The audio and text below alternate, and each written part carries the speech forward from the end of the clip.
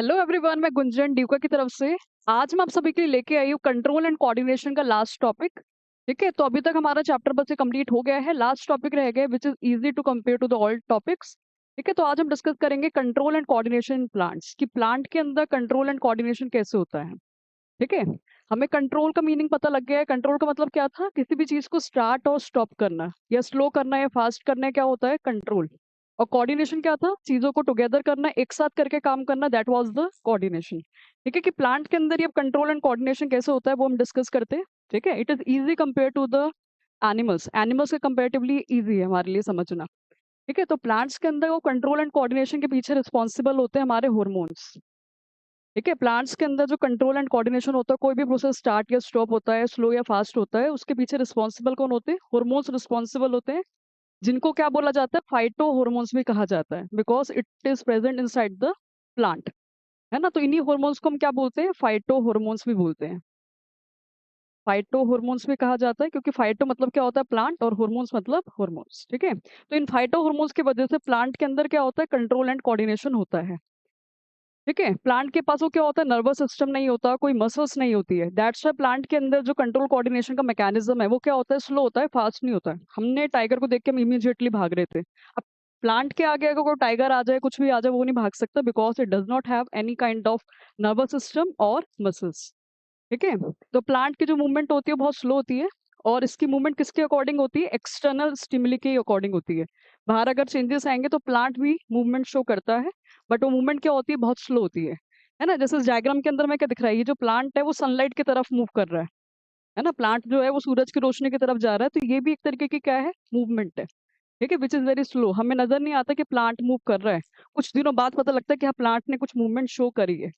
ठीक है, अब देखो प्लांट के अंदर ये जो मूवमेंट होती है और ये जो रिस्पॉन्सेज होते हैं वो दो टाइप के होते हैं। प्लांट जो है वो दो टाइप की मूवमेंट शो करता है, ट्रॉपिक मूवमेंट और नास्टिक मूवमेंट। कौन सी है? Tropic movement. और दूसरा कौन सा आपका? और दूसरा है नास्टिक। तो प्लांट जो है दो टाइप की मूवमेंट शो करता है, ट्रॉपिक मूवमेंट और नास्टिक मूवमेंट। ट्रॉपिक मूवमेंट कौन सी होती है? जो एक पर्टिकुलर डायरेक्शन में होती है। जो जो मूवमेंट एक पर्टिकुलर डायरेक्शन में होगी और mainly in the direction of stimulus होगी, तो उसको हम क्या बोलेंगे? Tropic movement. जैसा भी पीछे डायग्राम देखा था हमने, है ना। डायग्राम में क्या था कि प्लांट जो है वो कैसे मूव कर रहा है? Towards the sunlight. कि प्लांट जो है वो सनलाइट के टुवर्ड मूव कर रहा है। तो जब भी कोई मूवमेंट क्या होगी? एक पर्टिकुलर डायरेक्शन में होगी। ठीक है, डायरेक्शनल मूवमेंट अगर होगी तो डायरेक्शनल मूवमेंट को ही हम क्या बोलते हैं? Tropic movement. क्या बोलेंगे? Tropic movement. और ऐसे अगर हम इसकी जड़ों पे ध्यान दें तो जड़ें क्या हो रही है? जड़ें जो है वो सनलाइट से दूर जा रही है, it is move away from the sunlight. है ना, तो प्लांट का जो ऊपर वाला पार्ट है वो सनलाइट की तरफ जा रहा है, और जो जड़ें हैं वो सनलाइट से दूर जा रही है। तो एक पर्टिकुलर डायरेक्शन में जो मूवमेंट होती है, तो उसको क्या बोलते हैं? ट्रॉपिक मूवमेंट बोलते हैं। ठीक है, और इसी पर्टिकुलर डायरेक्शन की मूवमेंट की वजह से प्लांट की क्या होती है? ग्रोथ होती है ना। अभी क्या देखा था हमने? जो प्लांट है वो प्लांट जो है वो कैसे मूव कर रहा था? सनलाइट की तरफ मूव कर रहा था। Plant is move toward the sunlight, sunlight की तरफ मूव कर रहा है। और सनलाइट की टुवर्ड मूव करने की वजह से प्लांट की क्या होती है? ग्रोथ भी होती है। ऐसे प्लांट फिर क्या हो जाता है? बड़ा भी हो जाता है। सनलाइट की तरफ मूव कर रहा है और देन प्लांट की इससे ग्रोथ भी हो रही है। ठीक है, तो ट्रॉपिक मूवमेंट की वजह से क्या होता है? Plant show the growth. ठीक है, अब इसके बाद वो कौन आ गया? Nastic movement. नास्टिक मूवमेंट जो होती है वो एनी डायरेक्शन में होती है, it is not in the particular direction. किसी भी डायरेक्शन में मूवमेंट होगी तो उसको हम क्या बोलेंगे? Nastic movement. और ये भी किसके वजह से होती है? Due to the stimulus. दोनों मूवमेंट किसके वजह से है? स्टिमुलस की वजह से है, यानी कि एक्सटर्नल चेंजेस की वजह से। But tropic movement in a particular direction, while the nastic movement in any direction. किसी भी डायरेक्शन मूवमेंट हो रही है तो उसको हम क्या बोलेंगे? Nastic movement. ठीक है, जिसमें एक बहुत अच्छा एग्जांपल हमें क्या याद आता है? टच मी नॉट प्लांट का।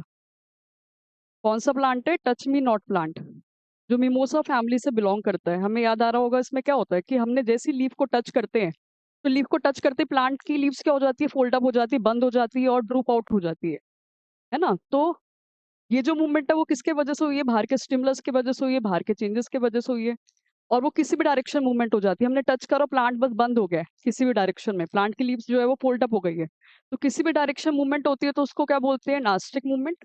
और अगर पर्टिकुलर डायरेक्शन में मूवमेंट होगी, सनलाइट की तरफ हो रही है, पानी की तरफ मूवमेंट हो रही है, तो then it will be a tropic movement. ठीक है, अब ये जो ट्रॉपिक मूवमेंट होती है इसको क्या बोला जाता है? ट्रॉपिज्म भी बोला जाता है, which is of four type, है ना। ठीक है, वो 4 टाइप की, वो कौन सा आ गया सबसे पहले? तो फोटोट्रॉपिज्म। पहला मूवमेंट जो आ गया वो कौन है? फोटोट्रॉपिज्म। फोटोट्रॉपिज्म। अब ये जो फोटोट्रॉपिज्म होती है वो किसके टुवर्ड होती है? Towards the light. ठीक है, लाइट के तरफ या लाइट के अवे जो मूवमेंट होती है वो क्या है? फोटोट्रॉपिज्म। ठीक है, दूसरा कौन सा आ गया है? दूसरा कौन है? वो कीमोट्रॉपिज्म। सेकंड कौन है? कीमोट्रॉपिज्म। नाम से क्लियर हो रहा है, कीमोट्रॉपिज्म किसके वजह से होगी? Towards the chemical. ये केमिकल्स की वजह से मूवमेंट होगी, ड्यू टू केमिकल्स। ठीक है, हाइड्रोट्रॉपिज्म जो है, हाइड्रोट्रॉपिज्म जो है ये किसकी वजह से होगी? ड्यू टू द वाटर, क्योंकि हाइड्रो मतलब ही क्या होता है? वाटर।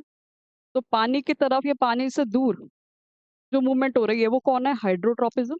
और लास्ट आपका कौन सा आ गया? जियोट्रॉपिज्म। ठीक है, लास्ट कौन है? जियोट्रॉपिज्म। ठीक है, और जो जियोट्रॉपिज्म होता है वो किसके वजह से होता है? ग्रेविटी की वजह से। और ग्रेविटी मतलब हम कह सकते हैं क्या? अर्थ की वजह से। अर्थ की तरफ अगर मूवमेंट हो रही है या फिर अर्थ से दूर अगर मूवमेंट हो रही है तो उसको क्या बोला जाएगा? जियोट्रॉपिज्म। ठीक है, तो जो हमारा ट्रॉपिज्म है यानी कि डायरेक्शनल मूवमेंट जो है वो कितने टाइप की है? 4 टाइप की है। फोटोट्रॉपिज्म, कीमोट्रॉपिज्म, हाइड्रोट्रॉपिज्म और जियोट्रॉपिज्म। ठीक है, तो वन बाय वन इनको देखते हैं। तो सबसे पहले वो कौन आ गया हमारा? फोटोट्रॉपिज्म। है ना? फोटोट्रॉपिज्म किसके वजह से? लाइट के वजह से। तो लाइट की तरफ मूवमेंट जो हो रही है, लाइट की वजह से जो मूवमेंट हो रही है उसको क्या बोला जाएगा? फोटोट्रॉपिज्म। ठीक है, अगर कोई भी plant part towards the sunlight अगर मूव कर रहा है, ठीक है, अगर टुवर्ड्स द सनलाइट मूवमेंट हो रही है, सनलाइट की तरफ मूवमेंट हो रही है, तो उसको क्या बोलते हैं? Positive phototropism. ठीक है, सनलाइट के टुवर्ड अगर मूवमेंट है तो उसको हम क्या बोलेंगे? Positive phototropism. Positive phototropism. ठीक है, अगर सनलाइट से दूर हो रही है, अवे फ्रॉम द सनलाइट हो रही है, तो उसको क्या बोलेंगे? Negative phototropism. है ना? क्या बोला जाएगा इसे? Negative phototropism. ठीक है, जो डायग्राम में हमें क्लियर हो रहा है, जैसे ये प्लांट है, ठीक है, इस प्लांट पे क्या पड़ रही है? वो सनलाइट फॉल कर रही है। ठीक है, तो हमें क्या दिख रहा है कि प्लांट का जो अपर पार्ट है, अपर पार्ट को हम क्या बोलते हैं? शूट। ठीक है, तो ये जो अपर पार्ट है ये कौन है? शूट है ये। तो शूट कैसे मूव करता हुआ नजर आ रहा है? Towards the sunlight. सनलाइट की तरफ जा रहा है ये। है ना? तो शूट जो है move towards the sunlight. Towards the sunlight, और अगर सनलाइट की तरफ मूवमेंट हो रही है तो शूट कौन सी मूवमेंट शो कर रहा है? पॉजिटिव फोटोट्रॉपिज्म ये शो कर रहा है, पॉजिटिव फोटोट्रॉपिज्म। ठीक है ना? और ऐसे ही अगर हम जड़ों पे ध्यान दें, नीचे रूट्स पे ध्यान दें, तो रूट कहाँ जा रही है? जो जड़ें हैं वो कहाँ जा रही है? सन से अवे जा रही है, it moves away from the sunlight. ठीक है, वो और नीचे की तरफ जा रही है, सूरज से दूर जा रही है, तो सनलाइट से अवे मूवमेंट हो रही है रूट की। ठीक है, तो रूट्स जो है वो move away from the sunlight, away from the sunlight. ठीक है, और सनलाइट से अगर अवे मूवमेंट होती है तो उसको हम क्या बोलते हैं? Negative phototropism. तो उसको क्या बोलते हैं? Negative phototropism. ठीक है, तो सनलाइट की तरफ मूवमेंट हो रही है तो पॉजिटिव फोटोट्रॉपिज्म जो कौन शो कर रहा है? शूट। और जो रूट्स है वो कौन सा शो कर रही है? Negative phototropism, because it is the movement away from the sunlight. ठीक है ना? और दोनों ये डायरेक्शनल मूवमेंट है, that's it is a part of a tropism. अब इसके बाद वो कौन आ गया? कीमोट्रॉपिज्म। है ना? तो केमिकल्स की वजह से जो मूवमेंट होती है then it will be a chemotropism. है ना? तो it is a directional movement in response to the chemicals. ठीक है, वही अगर केमिकल्स के टुवर्ड मूवमेंट हो रही है तो पॉजिटिव कीमोट्रॉपिज्म, अगर केमिकल्स से अवे मूवमेंट हो रही है तो नेगेटिव कीमोट्रॉपिज्म। ठीक है, जिसमें कीमोट्रॉपिज्म में कहाँ देखने को मिलता है? In the in the growth of the pollen tube. है ना? तो हमें कहाँ देखने को मिलता है? इन the growth of the pollen tube. ठीक है, तो क्या देखा जा रहा है? वो यहाँ पे हमारा कौन है? जैसे ही पॉलन ग्रेन जर्मिनेट करता है, जैसे ही पॉलन ग्रेन लैंड करता है ऑन द पिस्टिल, ये फीमेल पार्ट है प्लांट का। ठीक है, तो जैसे ही पिस्टिल पर पॉलन ग्रेन लैंड करता है तो पॉलन ग्रेन से क्या निकलती है? पॉलन ट्यूब निकलती है। तो ये जो येलो कलर की ट्यूब है ये कौन है? ये पॉलन ट्यूब है। तो पॉलन ट्यूब जो है वो नीचे की तरफ जा रही है, पॉलन ट्यूब जो है वो नीचे की तरफ जा रही है, बिकॉज यहाँ पे क्या रिलीज हो रखे हैं? यहाँ पर ये जो नीचे वाला पार्ट है यहाँ पे क्या रिलीज होता है? वो केमिकल्स रिलीज होते हैं। ठीक है, फिर ये केमिकल्स क्या कर रहे हैं? पॉलन ट्यूब को अपनी तरफ अट्रैक्ट कर रहे हैं। ठीक है, तो pollen tube move downward because of the chemicals. ठीक है, तो पॉलन ग्रोथ जो हो रही है, पॉलन ट्यूब की जो ग्रोथ हो रही है एक ओव्यूल के अंदर, ओव्यूल के अंदर, बिकॉज ऑफ द केमिकल्स। ठीक है, उसके बाद कौन आ गया हमारा, जियोट्रॉपिज्म। जियोट्रॉपिज्म क्या है, ग्रेविटी की वजह से जो मूवमेंट होती है, directional movement in response to the gravity is the geotropism. ठीक है, तो जनरली हमें क्या देखने को मिलता है, अब इसमें हम देखें तो जो हमारी जड़ें हैं, वो जड़ें जो है वो कहाँ जा रही है, अर्थ के टुवर्ड जा रही है, अर्थ के अंदर जा रही है। अर्थ के टुवर्ड जा रही है तो रूट्स क्या शो करता है, पॉजिटिव जियोट्रॉपिज्म। तो पॉजिटिव जियोट्रॉपिज्म किसने शो करा है, रूट्स ने। ठीक है, और जो शूट्स है वो अर्थ से दूर जा रही है, वो ऊपर की तरफ जा रही है, अर्थ में नहीं जा रही है। ठीक है, तो शूट क्या शो करता है, shoots show the negative geotropism. है ना, अगर फोटोट्रॉपिज्म की जब हम बात कर रहे थे तो वो सन की तरफ जा रहा था, तो shoot show the positive phototropism. ठीक है, पर लेकिन अगर हम जियोट्रॉपिज्म की बात करें तो ये जो शूट जो है वो अर्थ से दूर जा रहा है, अर्थ से बाहर निकल रहा है, तो then it will show the negative geotropism. ठीक है, तो रूट्स जो है वो पॉजिटिव जियोट्रॉपिज्म शो करते हैं, जबकि जो शूट्स है वो नेगेटिव जियोट्रॉपिज्म शो करते हैं। ठीक है, तो हमने इनको एक एक करके देख लिए। उसके बाद कौन आ गया, वो हाइड्रोट्रॉपिज्म। वाटर की वजह से जो मूवमेंट है वो हाइड्रोट्रॉपिज्म हो गया। टुवर्ड्स द वाटर है तो positive, away from the water है तो नेगेटिव। है ना, तो ये टुवर्ड्स द वाटर।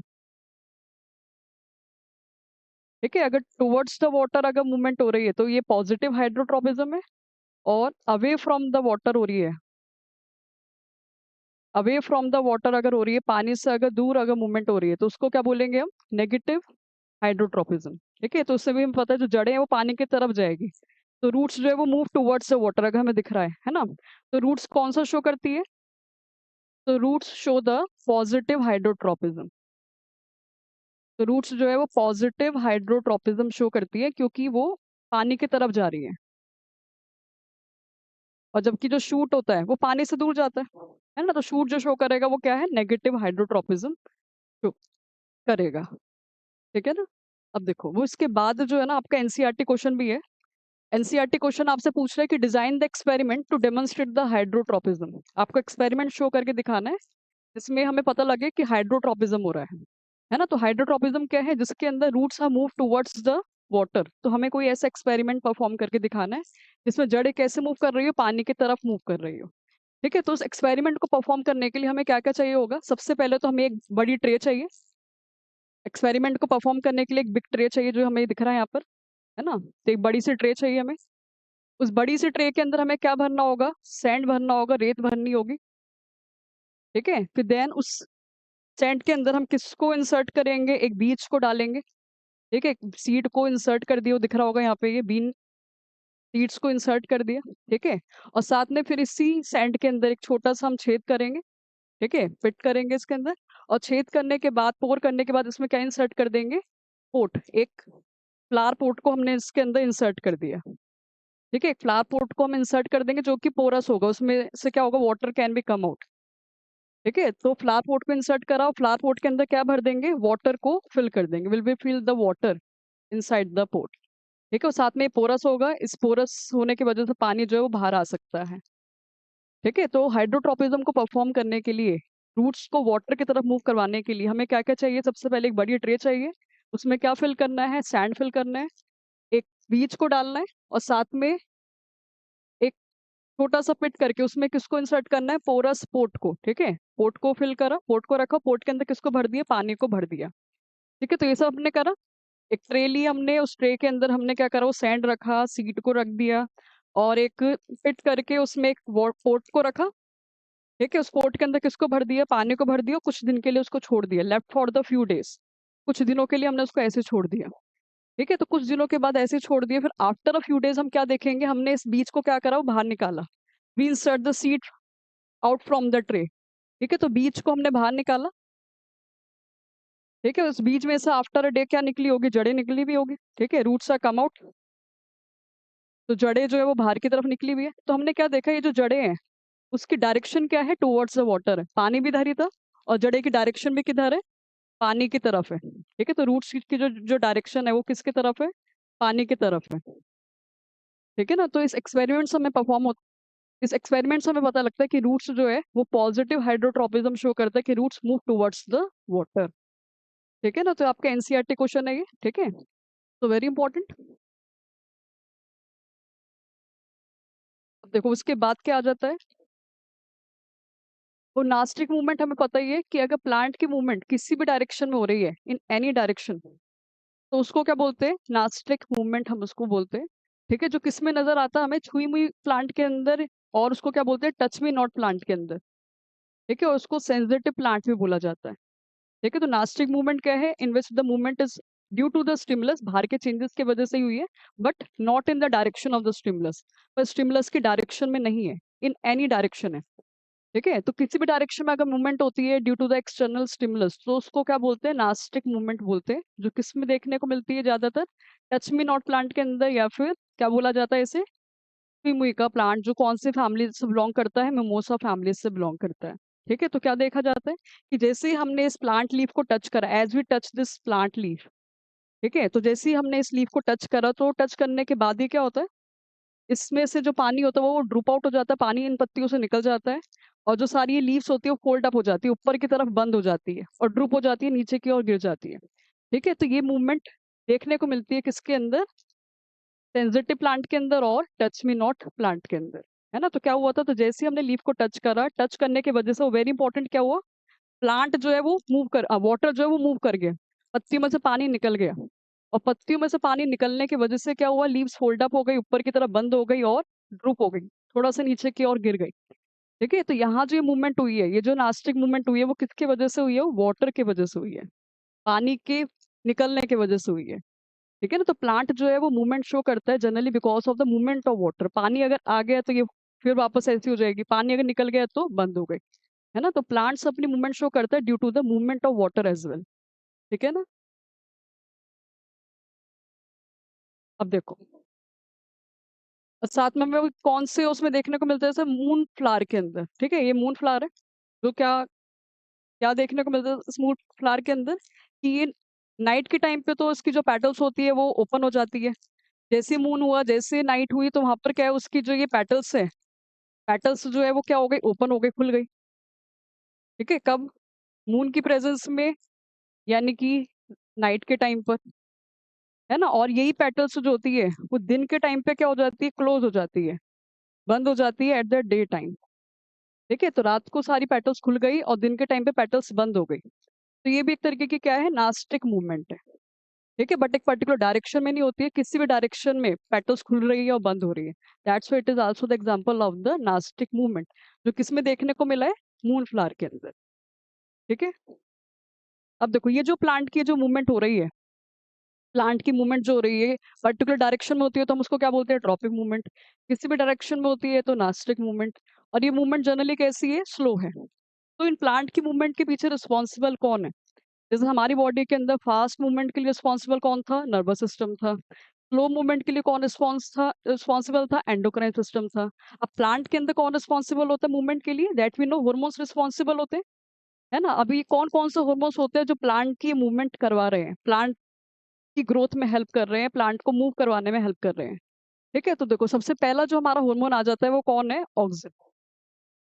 ठीक है, तो ये जो प्लांट हार्मोन्स है, जिसकी वजह से प्लांट के अंदर मूवमेंट होती है, तो प्लांट हार्मोन से सबसे पहले कौन आ गए? ऑक्सिन्स आ गए, ऑक्सिन्स।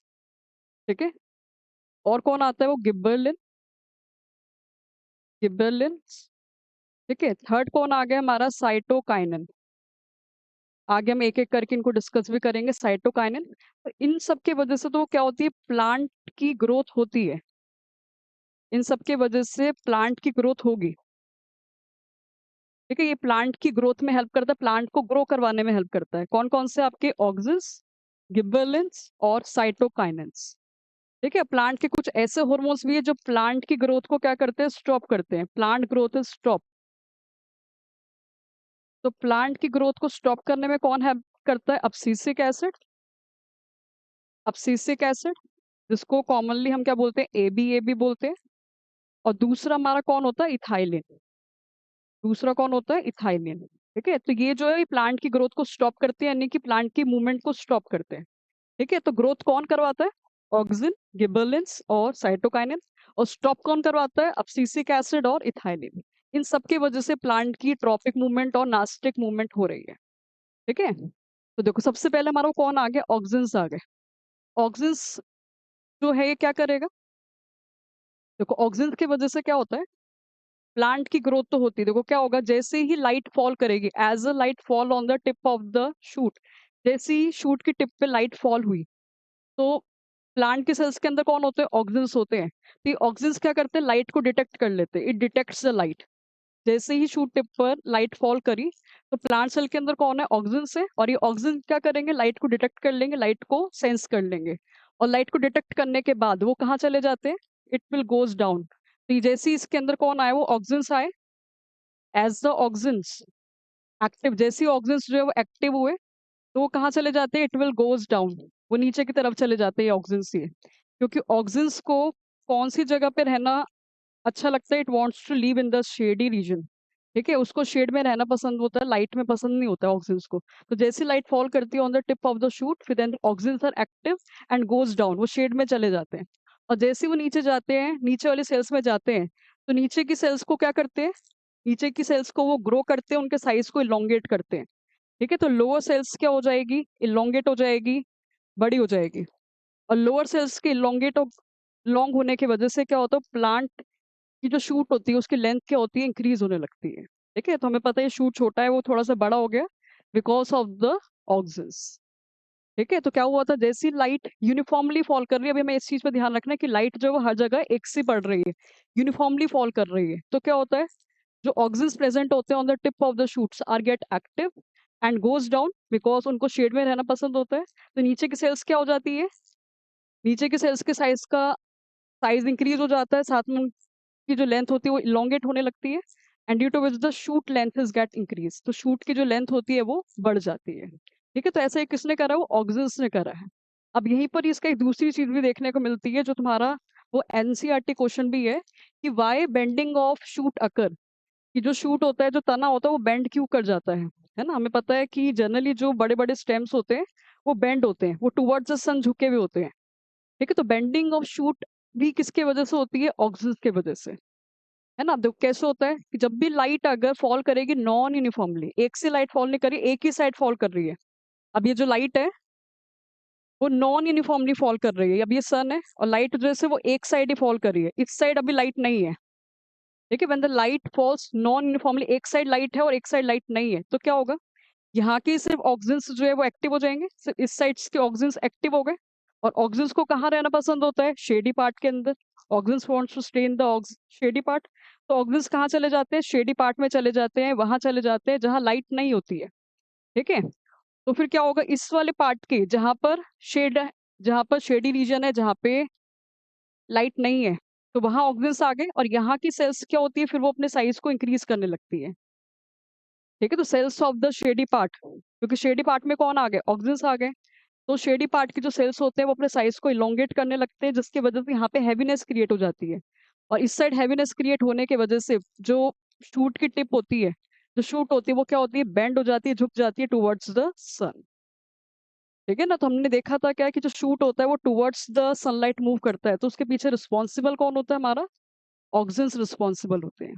ठीक है, वो क्या करते हैं, वो हमने देखा कि भाई जैसे ही लाइट फॉल करेगी नॉन यूनिफॉर्मली, एक तरफ पड़ रही है और एक तरफ सनलाइट नहीं पड़ रही है, तो ऑक्सीजन्स एक्टिव हो जाते हैं, कहाँ चले जाते हैं वो, it will go to the shady part, और शेडी पार्ट के अंदर जो भी सेल्स होती है वो एक्टिव हो जाती है, it will start increasing its size, increase its number, create the heaviness, heaviness create करेगी। ठीक है, और जिसकी वजह से क्या होगा, जो शूट टिप है वो क्या हो जाती है, बेंड कर जाती है टुवर्ड्स द सन। ठीक है ना, तो ये वेरी इंपॉर्टेंट क्वेश्चन ही आपका, ये why does bending of shoot occur, this is occur due to the auxins, ये किसके वजह से हुआ है, ऑक्सीजन्स के वजह से हुआ है। ठीक है, तो हमें की पॉइंट याद रखना है क्या, कि ये जो ऑक्सीजन्स है, एक तो वो शेडी पार्ट में रहना पसंद करते हैं, इसकी वजह से बेंडिंग हुई है, और साथ में वो बहुत ही सेंसिटिव होते हैं टुवर्ड्स द टच, टच के टुवर्ड भी बहुत सेंसिटिव होते हैं, वो डिटेक्ट कर लेते हैं सनलाइट को भी और साथ में टच को भी। ठीक है, अब ऐसी ऑक्सीजन से रिलेटेड एक और चीज आपकी आ गई है, ये भी आपका एनसीईआरटी क्वेश्चन है, कि how do the oxygens promote the growth of the tendril around the support. ठीक है, हमें दिख रहा है बीच में कौन है, ये सपोर्ट है, ये जो ब्राउन कलर की स्टिक लगी हुई है, और उसके आसपास ये कौन है, ये टेंड्रिल है ना, ये ग्रीन कलर की ये कौन है, टेंड्रिल है। ठीक है, तो टेंड्रिल्स को हमने किसके आसपास लगा रखा है, सपोर्ट के आसपास लगा रखा है, एक स्टिक के आसपास लगा रखा है। ठीक है, तो जब भी हम टेंड्रिल को सपोर्ट के आसपास लगाते हैं, तो टेंड्रिल क्यों क्या होती है, ग्रोथ होती है। टेंड्रिल की क्या होती है, ग्रोथ होती है, उसकी लेंथ जो होती है वो इंक्रीज होती है अगर हमने टेंड्रिल को किसके आसपास रैप कर दी, अराउंड द सपोर्ट। इसके पीछे भी रिस्पॉन्सिबल कौन है, ऑक्सीजन से रिस्पॉन्सिबल है। ठीक है, बेंडिंग होती है प्लांट की because of the oxygen. Tendril length को इंक्रीज कर रहा है around the support because of the oxygen. ठीक है, अब कैसे करता है ये, क्योंकि जो हमारे ऑक्सीजन होते हैं वो भी, ऑक्सीजन जो होते हैं हमने देखा था वो सेंसिटिव होते हैं टुवर्ड द टच। जैसे इस टेंड्रिल को हमने क्या करा, जैसे हमारा ये कौन आगे बीच में सपोर्ट आ गई और उसके आसपास कौन है, इसके आसपास हमने किसको रैप कर रखा है, टेंड्रिल को रैप कर रखा है। ठीक है, तो ये जो टेंड्रिल है वो किसके टच में आ रखी है, tendril is come in touch of support, support के टच में आई हुई है। कि जैसे ही टेंड्रिल सपोर्ट के टच में आती है तो यहाँ पे कौन एक्टिव हो जाता है, ऑक्सीजन जो होंगे इसके अंदर, इसमें जो ऑक्सीजन होंगे वो क्या हो जाएंगे, एक्टिव हो जाएंगे, ऑक्सीजन आर गेट एक्टिव। ठीक है, फिर जैसे ही ऑक्सीजन एक्टिव हो जाएंगे तो वो कहाँ जाते हैं, move away from the touch part. ठीक है, तो फिर ये जो यहाँ के ऑक्सीजन है वो टच पार्ट से दूर जाना चाहेंगे, तो ये वाला पार्ट जो है वो टच नहीं है, ये वाला जो पार्ट है वो टच नहीं है, तो यहाँ पर कौन एक्यूमुलेट हो जाएंगे, इस वाली जगह पर ऑक्सीजन एक्यूमुलेट हो जाएंगे। ऑक्सीजन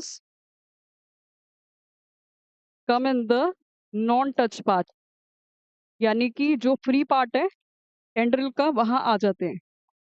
ठीक है, तो जो टेंड्रिल्स जो ऑक्सीजन होते हैं वो सेंसिटिव होते हैं टुवर्ड द टच, फिर जैसे ही टेंड्रिल सपोर्ट के कांटेक्ट में आता है तो ऑक्सीजन कहाँ चले जाते हैं, towards the non touch part. ठीक है, ये फ्री पार्ट में आ गए जो सपोर्ट के टच में नहीं है। तो जैसे ही ऑक्सीजन यहाँ पर आएंगे तो ऑक्सीजन की वजह से हमें पता क्या होती है, सेल ग्रोथ होती है, सेल का ग्रोथ होगा और सेल इलोंगेट होगी। ठीक है, सेल इलोंगेट होगी जिसकी वजह से टेंड्रिल आफ्टर वाइल क्या हो जाएगी, फिर वो बड़ी हो जाएगी। टेंड्रिल क्या हो जाएगी, after while it will grow. ठीक है, फिर जैसे ही मैंने इसको दोबारा रैप कर दिया, इस टेंड्रिल को वापस अगर रैप कर दिया इसके आसपास, फिर अगेन यही होगा, फिर अगेन ये टेंड्रिल टच के कांटेक्ट में आएगा और टच में आने की वजह से auxin will move towards away from the touch part and then it will causes the cell growth and cell elongate, और सेल ग्रोथ और सेल इलोंगेट की वजह से वापस फिर क्या हो जाएगा, टेंड्रिल की लेंथ बढ़ जाएगी। है ना, तो सपोर्ट में लगाने की वजह से टेंड्रिल की लेंथ क्या होती जा रही है, बढ़ती जा रही है बिकॉज ऑफ द ऑक्सीजन। ठीक है ना, तो ये ऑक्सीजन जो है प्लांट के अंदर बहुत ही इंपॉर्टेंट रोल प्ले करते हैं for the bending of the stem toward the sunlight and as well as for the growth of the tendril around the support. ठीक है, और जितना ज्यादा हम उसको सपोर्ट के आसपास रैप करेंगे उतना ज्यादा टेंड्रिल की ग्रोथ होगी फास्ट, क्योंकि हमें पता है ऑक्सीजन किसके टुवर्ड मूव करता है, अवे फ्रॉम द टच। ठीक है, अब देखो उसके बाद कौन आ गया, अब एक एक करके इनके फंक्शंस को देखते हैं जो आपके एग्जाम में क्वेश्चन आता है कि भाई what is the function of oxygen. तो ऑक्सीजन की वजह से क्या होता है, ये ग्रोथ प्रोमोटर हार्मोन है, ये ग्रोथ को बढ़ाता है, ये प्लांट की ग्रोथ करता है। तो ऑक्सीजन की वजह से क्या होती है, सेल ग्रोथ होती है और सेल का साइज इलोंगेट होता है। ठीक है, रूटिंग जो होती है, जड़ें जो आती है इन अ कट स्टेम, अगर ये कट स्टेम है तो कट स्टेम में मुझे जड़ें लानी है तो मुझे क्या करना होगा, वो पानी के अंदर कौन से हार्मोन्स को डालना पड़ेगा, पानी के अंदर मुझे कौन से हार्मोन्स इंसर्ट करने होंगे, ऑक्सीजन। ठीक है, तो प्लांट, तो वाटर के अंदर मैंने अगर ऑक्सीजन को इंसर्ट करा तो क्या हो जाएगा, कट स्टेम के अंदर कौन आ जाएगी, रूट आ जाएंगी, जड़ें आ जाएंगी। ठीक है, तो रूट्स भी किसके वजह से आती है, ड्यू टू द ऑक्सीजन। ठीक है, सेल ग्रो करता है, सेल इलोंगेट करता है बिकॉज ऑफ द ऑक्सीजन। ठीक है, स्टोमाटा ओपन करता है वो भी उसके पीछे भी रिस्पॉन्सिबल ऑक्सीजन होते हैं। ठीक है, इसके बाद हमारा वो दूसरा हार्मोन कौन सा आ गया था, गिबरलिन। ठीक है, गिबरलिन। ठीक है, तो गिबरलिन भी जो है ऑक्सीजन की तरह है, इसके वजह से भी क्या होती है, वो सेल की ग्रोथ और सेल इलोंगेट होता है, ये भी प्लांट की ग्रोथ में हेल्प करता है। यानी कि कौन कौन से मेन फंक्शन है गिबरलिन के, एक तो सीड को जर्मिनेट करने का, बीज में से बेबी प्लांट निकल रहा है, बीज में से बेबी प्लांट निकल रहा है किसकी वजह से, गिबरलिन की वजह से। ठीक है, स्टेम इलोंगेट करता है, स्टेम बड़ा हो रहा है गिबरलिन की वजह से, फूड राइपनिंग हो रही है, फल पक रहा है गिबरलिन की वजह से, और फ्लावर की भी राइपनिंग किसके वजह से होती है, गिबरलिन की वजह से। ठीक है, इसके बाद हमारा लास्ट कौन सा हार्मोन आ गया ग्रोथ प्रमोटर का, साइटोकाइनिन। ठीक है, साइटोकाइनिन। ठीक है, इसके वो नाम से क्लियर हो रहा है, साइटोकाइनिन क्या करता है, सेल को डिवाइड करने में हेल्प करता है, it helps in the division of the cell. तो सेल जो है वो डिवाइड करता है बिकॉज ऑफ द साइटोकाइनिन, और सेल की डिवीजन की वजह से सेल की ग्रोथ भी होती है ना, तो ये भी प्लांट की ग्रोथ में ही हेल्प करता है। इसका मेन काम क्या होता है, सेल को डिवाइड करने का, और सेल को ग्रो और इलोंगेट कौन कर रहा है, ऑक्सीजन और गिबरलिन कर रहे हैं। ठीक है, साइटोकाइनिन की वजह से वो क्या होगा, ये ज्यादातर कहाँ पर होते हैं, साइटोकाइनिन का अमाउंट सबसे ज्यादा कहाँ पर होता है, फ्रूट्स के अंदर और सीड्स के अंदर। फलों के अंदर और बीजों के अंदर सबसे ज्यादा साइटोकाइनिन देखने को मिलते हैं। ठीक है, और ये भी किस में हेल्प करता है, स्टोमेटा को ओपन करने में। ठीक है, तो these are the functions of the auxins. ठीक है, तो ऑक्सिन्स और गिबरेलिन दोनों के दोनों सेल की ग्रोथ और इलोंगेट करने में हेल्प करते हैं। इनका मेन काम क्या होता है, जड़ों को पैदा करने का। जबकि जो गिबरेलिन्स होते हैं, इनकी वजह से सीड जर्मिनेट होता है और स्टेम की लेंथ इंक्रीज होती है। ठीक है, और साइटोकाइनिन जो है वो सेल को डिवाइड करने में हेल्प करता है, और ये इसका मेन अमाउंट कहाँ होता है, फ्रूट्स और सीड्स के अंदर होता है। ठीक है, इसके बाद हमारे लास्ट दो हार्मोन और आ गए, जो ग्रोथ इनिबिटर है, जो ग्रोथ को स्टॉप करते हैं। ठीक है, ये जो हॉर्मोन्स है वो क्या करेंगे, ग्रोथ को स्टॉप करेंगे, stop the growth of the plant. ठीक है, तो प्लांट की ग्रोथ को कौन कौन स्टॉप करते हैं, एक तो अब्सिसिक एसिड और दूसरा इथाइलिन, ये दोनों प्लांट की ग्रोथ को रोकेंगे। है ना, तो जो अब्सिसिक एसिड है वो किस में हेल्प करता है, सीड डोरमेंसी में, सीड को बेबी प्लांट में कन्वर्ट होने से रोकता है, सीड को डोरमेंट करने का काम होता है, स्टोमेटा को क्लोज करने का काम होता है। साथ में विल्टिंग ऑफ द लीव्स, पत्तियां जो है वो सूख गई है। ठीक है, पत्तियां जो है वो सूख गई है, मुरझा गई है, बिकॉज ऑफ द अब्सिसिक एसिड। और अब्सिसिक एसिड का वो सिंबल क्या होता है, ABA। ठीक है, तो पत्तियों को मुरझा दिया, पत्तियां जो है विल्टिंग हो गई बिकॉज ऑफ द अब्सिसिक एसिड। ठीक है, अब इथाइलिन जो है ये फूड को राइपन करने में हेल्प करता है। ठीक है, स्टेम और रूट की ये लेंथ की ग्रोथ को रोकता है ना। रूट्स की और स्टेम की ग्रोथ को कौन रोकेगा, इथाइलिन। और जबकि बढ़ा कौन रहा था, ऑक्सिन्स और गिबरेलिन्स बढ़ा रहे थे। है ना, और साथ में ये वो लीव्स का अब्सीशन, लीव्स को गिराने में और फ्लावर्स को भी मुरझाने में इथाइलिन भी काम करता है। ठीक है, वैसे मेन इनका काम क्या होता है, फ्रूट को राइपन करने का। फ्रूट फ्रूट को राइपन करके उसको गिराने का काम किसका होता है, इथाइलिन का। ठीक है, तो these are the hormones of the plant that helps in the growth of the plant और stop the growth of the plant. ठीक है, so hope so you all enjoy the lecture. Thank you.